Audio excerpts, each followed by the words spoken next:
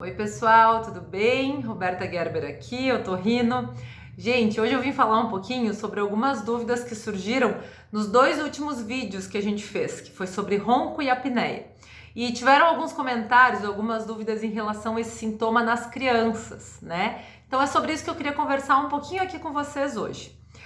Primeira coisa que eu queria dizer é que às vezes as crianças têm ronco só nos períodos em que estão mais resfriadas, que estão com um pouco de congestão no nariz, tá? Então tem muitos pais que falam, meu Deus, meu filho ronca, mas é só quando ele tá resfriado.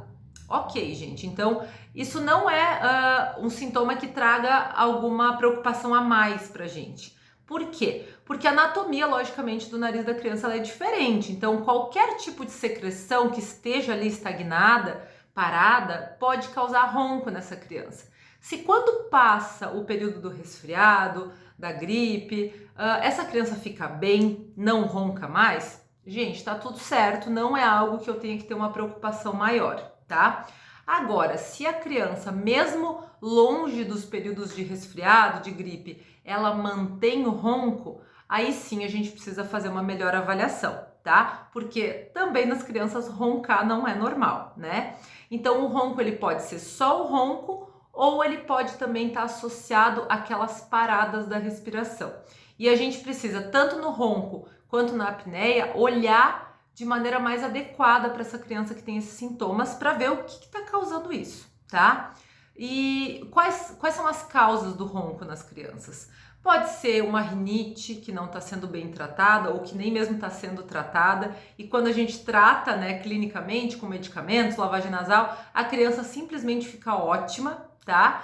Pode ser um aumento de adenoide, que é a famosa carne esponjosa, né, que tá lá no fundo do nariz. Pode ser um aumento das amígdalas, pode ser alguma outra alteração anatômica, tá, que essa criança tem e que precisa ser melhor avaliada, tá?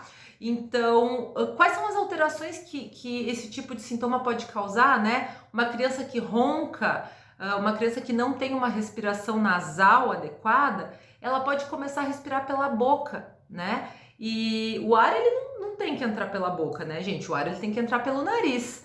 E quando ele entra diretamente pela boca, essa criança pode ter mais infecções de vias aéreas, tá? É uma criança que ela pode ter algumas alterações crâniofaciais, ela pode ter uma língua que fica empurrando nos dentes, ela pode ter um crescimento diferente, uma face mais alongada. Então, são alterações que essa criança pode ter. Além do que, uma criança que não dorme bem, ela pode ter alterações no seu desenvolvimento, ela pode não estar crescendo bem, pode não estar tendo um aprendizado adequado.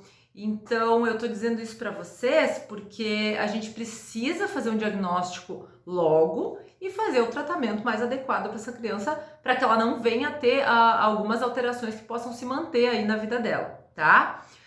Que mais que eu ia dizer para vocês? Bom, como que é feito o diagnóstico, né? Então, a gente vai ter uma conversa adequada no consultório, tu vai ter uma conversa com o teu médico, e aí a gente vai fazer um exame clínico adequado, né? Vai examinar essa criança e, se precisar, faremos alguns exames complementares. Pode ser feito um raio-x, um exame de nasofibrolaringoscopia, que vai uma fibra ótica com uma câmera para olhar toda a passagem do ar. Em algumas vezes, né, raras vezes, a gente precisa fazer uma tomografia nessa criança.